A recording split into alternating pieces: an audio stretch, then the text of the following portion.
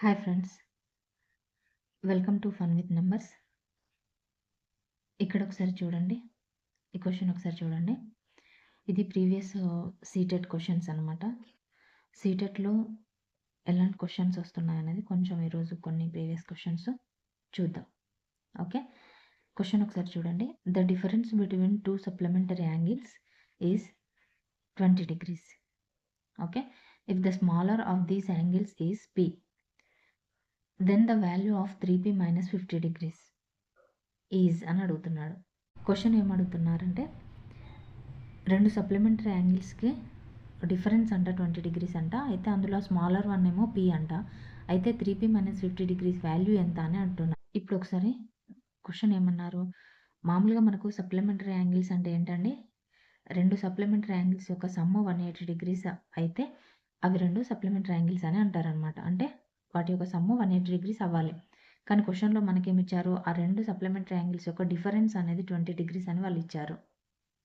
Okay, అంటే ఇప్పుడు మనం ఏం చేద్దాం, దీని నుండి ఎక్స్ ఇంకా వై కనుక్కోవాలి కదా. ఇప్పుడు 2x = మనం యాడ్ చేసాం కాబట్టి ఇక్కడ కూడా యాడ్ చేయాలి. 180 + 20 ఎంత, 200. ఓకే, ఎంత, 100. అంటే x = 100 degrees వచ్చింది. x = 100 degreesని మనం ఇందులో సబ్స్టిట్యూట్ చేద్దాం. అంటే x - y = 20 కదా వాళ్ళు ఇచ్చింది. అప్పుడు x = 100 అంటే ఈ y రైట్ సైడ్ వెళ్తుంది. అంటే 100 - 20 = y అన్నమాట. అంటే y = ఎంత, 80 వచ్చింది. ఓకే, ఇక్కడ y 80 అంటే x 100 అంటే వాళ్ళు ఏమన్నారంటే స్మాలర్ యాంగిల్ P అని అన్నారు కదా. అంటే ఇది P అన్నమాట, 80 అనేది. ఓకే, అంటే ఇక్కడ 3P - 50 ఎంత అని అన్నాడు. అంటే ఇది P అంటే 3P అంటే 3 × 80 ఎంత, 240. 240 - 50 అనమాట. ఓకే, అంటే 240లో నుండి 50ని సబ్ట్రాక్షన్ చేయాలి. ఓకే, అర్థమైందా? ఓ సారీ, ఇది 9. ఓకే, 190 అనేది మనకి ఆన్సర్ అవుతుంది అనమాట. ఓకేనా, అర్థమైంది కదండి.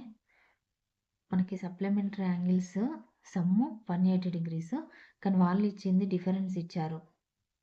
డిఫరెన్స్ 20 degrees అని ఇచ్చారు. దాని నుండి మనం ఎక్స్ ఇంకా వై వాల్యూస్ కనుక్కొని అందులో స్మాలర్ వన్ P అన్నాడు కాబట్టి, ఎందుకంటే ఇది 100 ఇది 80 కాబట్టి ఇందులో స్మాలర్ ఇదే కాబట్టి దీన్ని తీసుకున్నాం. 3P అన్నాడు కాబట్టి 3 × 80 240, అందులో నుండి 50ని సబ్ట్రాక్షన్ చేస్తే 190 అనేది వస్తుందన్నమాట. ఓకేనా, సో ఆన్సర్ 190 అనేది అవుతుందన్నమాట. ఇక్కడ ఒకసారి చూడండి ఇంకో question. BD is the diagonal of parallelogram ABCD such that angle CBD = 12x, angle ABD = 7y, angle ADB = 60 degrees, angle CDB = 28 degrees. Then the value of 2x + 3y. parallelogram అంటే ఇది కదా. Okay, ఇప్పుడు ఈ parallelogramలో యాంగిల్స్ కొన్ని ఇచ్చాడు. ఓకేనా, A B C D. ఇక్కడ ఏమన్నాడు, BD అనేది డయాగోనల్ అని అన్నాడు. ఓకే, ఇది డయాగోనల్. ఇక్కడ CBD అంటే ఈ యాంగిల్ 12x అంట. ఓకేనా, అంటే CBD ఇక్కడ ఇచ్చాడు అనమాట ఈ యాంగిల్. నెక్స్ట్ ABD అంటే ఈ యాంగిల్ ఏమో 7y అని ఇచ్చాడు. తర్వాత ADB అంటే ఈ యాంగిల్ ఎంత, 60 degrees అని ఇచ్చాడు. తర్వాత ఈ యాంగిల్ కూడా ఇచ్చాడు, ఎంత, 28 degrees అని ఇచ్చాడు. ఓకే, అయితే 2x + 3y ఎంత అని అంటున్నాడు. ఇక్కడ ఒకసారి అబ్జర్వ్ చేయండి, ఇది కూడా 28 degrees అని ఇచ్చాడు కదా. ఓకేనా, ఇది 28 degrees. అయితే ఇప్పుడు ఇక్కడ ఒకసారి అబ్జర్వ్ చేయండి, ఇవి రెండు ప్యారలల్ లైన్స్. మనకి ఇది ట్రాన్స్వర్సల్ అవుతుంది. ఇక్కడ ఇది ఎంత ఉంటే ఇది కూడా అంతే ఉంటుంది. అంటే ఇది 28 degrees అయినప్పుడు ఇది కూడా 28 degrees అవ్వాలి. ఇది 60 degrees అయినప్పుడు ఇది కూడా 60 degrees అవ్వాలి. ఓకేనా. ఇది 28 అయినప్పుడు ఇది 28 అవ్వాలంటే y ప్లేస్లో 4 ఉండాలి. అప్పుడే ఇది 28 అవుతుంది. అంటే y = 4. అండ్ ఇది 60 అయినప్పుడు ఇది కూడా 60 అవ్వాలి అంటే ఇక్కడ x ప్లేస్లో 5 ఉండాలి. అప్పుడే ఇది 60 అవుతుంది. 12 5 ఇక్కడ మనల్ని ఏం అడిగారంటే xy వాల్యూస్ అడగలేదు. 2x + 3y అడిగారు. 2x అంటే 2 × 5 10 ప్లస్ 3y అంటే 3 × 4 12 అంటే 22 అనేది మనకి ఇక్కడ ఈ క్వశ్చన్కి ఆన్సర్ అవుతుంది అనమాట. ఓకేనా. ఏం లేదు, జస్ట్ ఇవి పారలలోగ్రామ్లో ఈ రెండు ప్యారలల్ లైన్స్ కదా, సో ఇది ట్రాన్స్వర్సల్ అవుతుంది అనమాట డయాగోనల్ అనేది. ఇవి రెండు ఏకాంతర కోణాలు అవుతాయి అన్నమాట. ఏకాంతర కోణాలు ఎప్పుడు కూడా ఈక్వల్ ఉంటాయి కదా, అది మనం ఇక్కడ యూజ్ చేసామన్నమాట. ఓకేనా. ఇంకో క్వశ్చన్ చూడండి. The length of the parallel sides of a trapezium are 11 centimeters and 25 centimeters and the distance between them is 12 centimeters. Its area is equal to the area of a rectangle whose sides are in the ratio 3:2. What is the perimeter of the rectangle? ఇక్కడ ఒకసారి చూడండి. Trapezium యొక్క sides ఇంకా distance ఇచ్చాడు. దానికి రిలేటెడ్గా rectangular యొక్క perimeter అడిగారు. ఓకేనా. ఇది ఒక ట్రెపీజియం అని అనుకుంటే ఈ రెండు ప్యారలల్ సైడ్స్ కదా, వీటి యొక్క సైడ్స్ ఎంత, ఒకటి 11 అని చెప్పి ఇచ్చాడు, ఒకటేమో 25 అని ఇచ్చాడు. ఈ ఎత్తు ఇచ్చాడు, ఎంత ఇచ్చాడు, 12 సెంటీమీటర్స్ అని చెప్పి ఇచ్చాడు. అయితే దీని ఏరియా అంట ఈ రెక్టాంగులర్ ఏరియాకి ఈక్వల్ అంట. ఓకేనా. అయితే ఈ రెక్టాంగులర్ యొక్క పెరిమీటర్ ఎంత అని అంటున్నాడు. ఇక్కడ టోటల్ ఏం చెప్పాడంటే ఏరియాస్ పెరిమీటర్ ఫార్ములాస్ బేస్ మీద క్వశ్చన్ అడిగారనమాట. ఇక్కడ చూడండి, ట్రెపీజియం యొక్క ఏరియా ఫస్ట్ తెలిస్తే రెక్టాంగులర్ యొక్క ఏరియా తెలుస్తుంది. రెక్టాంగులర్ యొక్క ఏరియా తెలిస్తే మనకి L/B తెలుస్తుంది. దానివల్ల మనము ఈ రెక్టాంగులర్ పెరిమీటర్ కనుక్కోవచ్చు. ఓకే. మనకి ట్రెపీజియం యొక్క ఏరియాకి ఫార్ములా ఏంటంటే 1/2 × h × a + b. అంటే ఈ రెండు సైడ్స్ ప్యారలల్ సైడ్స్ యొక్క సమ్ ఇంటూ ఈ హైట్ ఇంటూ 1/2 అన్నమాట ఈ ట్రెపీజియం యొక్క ఏరియాకి. ఇది దేనికి ఈక్వల్ అన్నాడు, రెక్టాంగులర్ యొక్క ఏరియాకి ఈక్వల్, అంటే L/Bకి ఈక్వల్ అని అన్నాడు. ఓకే. ఇప్పుడు ఇందులో సబ్స్టిట్యూట్ చేయండి. 1/2 × h అంటే ఎంత, 12. ఓకే. ఇక్కడ a + b అంటే 25 + 11 అంటే 36 ఈక్వల్ టు L/B. ఓకే. ఇక్కడ చూడండి, 2 6 36 6 216 ఈక్వల్ టు L/B. ఓకే. అయితే ఈ L/Bకి ఏంటి ఏమని చెప్పాడు, L/B అంట 3:2 రేషియోలో ఉన్నాయంట. ఓకే. అంటే 216 equal to 3x × 2x ratio ఇలా రాయాలి. ఓకే. ఎందుకంటే వారు రేషియో ఇచ్చారు, డైరెక్ట్గా ఇవ్వలేదు. సో 3x 2x అని అనుకుంటే 216 ఈక్వల్ టు 6x² అవుతుంది. అప్పుడు x² = 36 అంటే x = 6. ఓకే. x = 6 అంటే మనకు 3x 2x రేషియోలో ఉన్నాయి కాబట్టి 3 6 18, x ప్లేస్లో 6 పెడితే 2 6 12 అంటే L ఇంకా B ఎంత వచ్చింది, ఒకటి 18 ఒకటి 12 వచ్చింది. మనకి పెరిమీటర్ అడిగారు, 2 × L + B కదా ఫార్ములా. అప్పుడు 2 × 18 + 12 ఎంత, 30 అంటే 32 60 పెరిమీటర్కి ఫార్ములా ఇది. ఓకే. రెక్టాంగులర్ పెరిమీటర్ ఎంత వచ్చిందండి, 60 సెంటీమీటర్స్ అనేది వచ్చింది. ఆన్సర్ 60 అనమాట. అర్థమైందా. మొత్తం అన్ని ఫార్ములాస్ అంటే ఏరియా, రెక్టాంగులర్ యొక్క ఏరియా L/B, రెక్టాంగులర్ యొక్క perimeter 2 × L + B and trapezium యొక్క ఏరియాకి 1/2 × h × a + b. ఇవన్నీ ఫార్ములాస్ అన్నమాట. ఓకేనా? ఇక్కడ ఒకసారి చూడండి ఇంకో question. In triangle PQR, angle P = 55 degrees, QR = 18 centimeters. In which of the following cases triangle PQR can be an obtuse scalene triangle?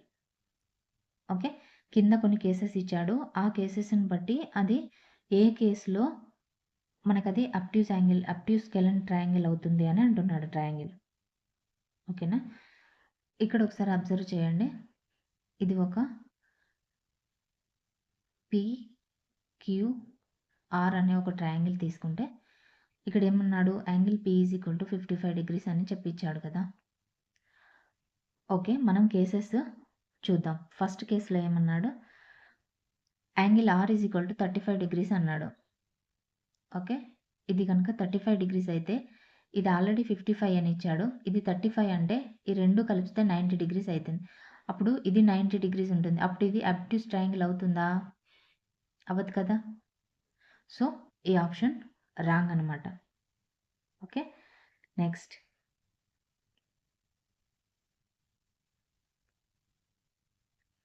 ఓకేనా. ఇప్పుడు నెక్స్ట్ కేసు చూద్దాం. నెక్స్ట్ కేసు ఏంటి, సెకండ్ కేస్ R = 25 degrees అంటే ఇది 25 degrees అయితే ఇప్పుడు ఈ రెండు యాంగిల్స్ ఎంత అవుతుందండి, 80 degrees అవుతుంది. ఓకే, ఈ P ఇంకా R కలిపితే 80 degrees అవుతుంది.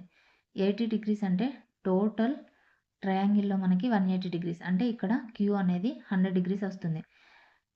ఇది ఓకే. బట్ ఇక్కడ చూడండి PQ అనేది 18 సెంటీమీటర్స్ అన్నాడు. ఇక్కడ ఆల్రెడీ QR 18 సెంటీమీటర్స్ అని మనకి ఇచ్చాడు క్వశ్చన్లో. ఇక్కడ ఇది 55 degrees ఉన్నప్పుడు 18 సెంటీమీటర్స్ ఉండి మళ్ళీ ఇక్కడ R 25 సెంటీమీటర్స్ ఉన్నప్పుడు ఇది 18 ఎలా ఉంటుంది? అప్పుడు ఈ రెండు ఈక్వల్గా అవుతాయి కదా. అప్పుడు ఈక్వల్గా సైడ్స్ ఈక్వల్ ఉన్నప్పుడు వాటి యొక్క ఎదురు కోణాలు కూడా సమానం ఉండాలి. ఎదురెదురు భుజాలు సమానమైనప్పుడు వాటి ఎదురు కోణాలు కూడా సమానం కావాలి. అది రూలు. సో ఇక్కడ ఆల్రెడీ ఇది 55 degreesకి ఆపోజిట్ QR అనేది 18 అని వాళ్ళు ఇచ్చారు. మళ్ళీ ఇక్కడ 25 ఇచ్చి మళ్ళీ ఇది 18 అని ఇస్తే అది రాంగ్ కదా. అర్థమైందా? సో ఈ సెకండ్ కూడా పోయింది. ఓకే, ఇంకా నెక్స్ట్ ఏంటి, థర్డ్ వన్ తీసుకుంటే మనకి ఇది 55 degrees అని అన్నాడు కదా. ఓకే, ఇక్కడ R 15 degrees అన్నాడు. ఓకే, 15 అంటే ఇది 17 degrees అవుతుంది. రెండు యాంగిల్స్ కలిపితే 70 degrees అంటే ఇది 110 degrees ఉండాలి. 110 అంటే మనకు అబ్ట్యూస్ యాంగిల్ వచ్చింది. ఓకే, కానీ ఇది అబ్ట్యూస్ స్కెలెన్ ట్రయాంగిల్ అవ్వాలి అంటే PR అనేది 18 సెంటీమీటర్స్ కంటే ఎబోవ్ ఉంటుంది అని అంటున్నాడు. కోర్స్ QR అనేది 18 సెంటీమీటర్స్ అని ఇచ్చాడు. ఈ ఏదైతే అధిక కోణం ఉందో దాని ఎదురుగా ఉన్నదే పొడవైన భుజం అవుతుంది ఎప్పుడైనా కూడా. అధిక కోణ త్రిభుజంలో అధిక కోణం ఎక్కడుంటుందో దాని ఎదురుగా ఉన్న భుజమే అతి పొడవైన భుజం అవుతుంది. ఇప్పుడు QR 18 అని మనకు క్వశ్చన్లో ఇచ్చాడు. ఈ PR అనేది 18 కంటే ఎక్కువ ఉంటుందంటే ఎగ్జాక్ట్లీ ఈ 18 కంటే ఎక్కువ ఉండాలి. ఉంటేనే అది అధిక కోణ త్రిభుజం అవుతుంది. సో ఇది కరెక్టే, ఇది మనకి ఓకే అవుతుంది. బట్ ఇంకొకటి కూడా చూడాలి కదా, అది కూడా కాదు అని మనం ప్రూవ్ చేయాలి కదా. అప్పుడే ఇదొకటి కరెక్ట్ అని చెప్పొచ్చు మనం. ఓకే, మామూలుగా అయితే ఇలాంటి వాటిలో ఒకటే ఇస్తారు. బట్ చూద్దాం. ఓకే, ఇక్కడ చూడండి R = 65 అని అన్నాడు. ఇక్కడ R = 65 అంటే ఈ రెండు కలిస్తేనే ఆల్రెడీ 120 degrees వస్తుంది. ఈ రెండు యాంగిల్స్ కలిస్తేనే 120 degrees వస్తుంది. అప్పుడు Q అనేది 80 degrees వస్తుంది. అంటే ఏ ఒక్క కోణం కూడా 90 degrees కంటే ఎక్కువ లేకపోతే అప్పుడు అది అధిక కోణ త్రిభుజం ఎలా అవుతుంది? అబ్ట్యూస్ ట్రయాంగిల్ అవ్వదు కదా. ఇది 55 ఇది 65 అయినప్పుడు ఇంకా మిగిలిన 80 ఇది అవుతుంది. అది 60 ఇది అవుతుంది. సారీ, ఓకేనా. ఇది 65 ఇది 55 అంటే 120 degrees ఇక్కడే వచ్చింది కదా. అంటే 120 అంటే టోటల్ 180 degreesలో ఇది 60 degrees వస్తుంది యాంగిల్ Q. ఇది 60 ఇది 65 ఇది 55 అంటే ఒక యాంగిల్ కూడా 90 degrees కంటే ఎబోవ్ ఉంటేనే అది అబ్ట్యూస్ ట్రయాంగిల్ కానీ అబ్ట్యూస్ యాంగిల్ కానీ మనం అంటాం. ఇక్కడ ఒకటి కూడా అలా రావట్లేదు. సో ఇది కూడా రాంగే. మనకి ఆప్షన్ 3 అనేది కరెక్ట్ ఆన్సర్ అవుతుందన్నమాట. అర్థమైందా? మనం చెక్ చేసుకుంటే మనకు అర్థమవుతుంది. ఓకే, మెమొరీని టెస్ట్ చేయట్లేదు. వాళ్ళ యొక్క కంటెంట్ వాళ్ళకి ఎంతవరకు వచ్చు, సబ్జెక్టు పట్ల పూర్తి నాలెడ్జ్ ఉందా లేదా అని చెప్పేసి టెస్ట్ చేస్తున్నారనమాట ఈ మధ్య ఎగ్జామ్స్‌లో. ఎక్కువగా కంటెంటు వాళ్ళకి పూర్తిగా వచ్చా లేదా అనే దాని మీదనే క్వెషన్స్ అప్లికేషన్‌గానే ఎక్కువగా అడుగుతున్నారు. అంటే కంటెంట్ పూర్తిగా పర్ఫెక్ట్‌గా ఉన్నప్పుడు మాత్రమే మనం క్వెషన్స్‌కి ఆన్సర్ చేయొచ్చనమాట. ఓకే. సో, కంటెంట్ మీద ఎక్కువ ఫోకస్ చేయండి. ఇంతటితో ఈ వీడియో ఎండ్ చేస్తున్నాను. మరో మంచి వీడియోతో మళ్ళీ కలుద్దాం. మన ఛానల్ గనుక ఎవరైనా ఫస్ట్ టైం చూస్తున్నట్టయితే ప్లీజ్ సబ్స్క్రైబ్ చేసుకోండి. మీ ఫ్రెండ్స్‌కి ఎవరికైనా షేర్ చేయండి. ఓకే. Thank you. బాయ్.